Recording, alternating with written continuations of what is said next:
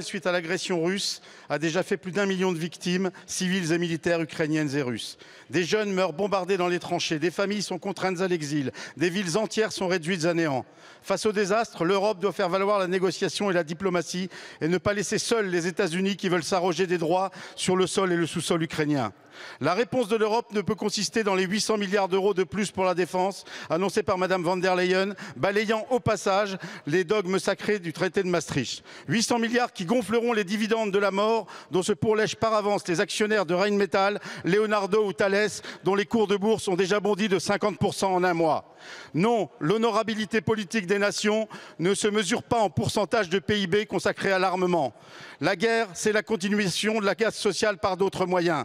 On nous avait promis que l'expansion du commerce serait à l'origine d'une paix mondiale et durable. Mais c'est inéluctable. La concurrence capitaliste porte en elle-même la guerre. Aujourd'hui, l'international réactionnaire ouvre les voies de l'impérialisme de Gaza au Groenland, de l'Ukraine au Panama. Au droit de la force, nous préférerons toujours la force du droit des Nations Unies. Chers collègues, la question n'est pas celle de savoir où est-ce que l'on trouvera les moyens pour financer la guerre, mais pourquoi est-ce que l'on devrait céder face au délire militariste? Nous, communistes et progressistes ultramarins, nous ne condamnerons jamais notre jeunesse à ne plus percevoir les dividendes de la paix. La guerre n'est pas une fatalité. Contrairement à ce que veulent nous faire croire ceux qui profitent de la peur, défendre la paix, ce n'est pas être dans le camp de la défaite, c'est être dans celui du progrès. En Ukraine comme en Palestine, la paix est le trésor de tous les peuples qui aspirent à vivre librement. Monsieur le ministre, la fuite en avant guerrière ne peut pas se poursuivre sans l'avis des Français. Allez-vous donc consulter nos concitoyens avant de poursuivre cette escalade militaire? Je vous remercie. Merci beaucoup. La parole est à Monsieur Thani Mohamed Soilihi, ministre en charge de la francophonie et des partenariats internationaux. Merci Madame la Présidente, Mesdames et Messieurs les députés.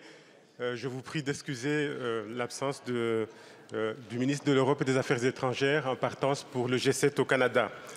Comme l'a indiqué le Président de la République, la France se félicite des avancées permises par les discussions qui ont eu lieu hier à Jeddah entre les États-Unis et l'Ukraine, en particulier sur l'idée d'un possible cessez-le-feu préalable à des négociations.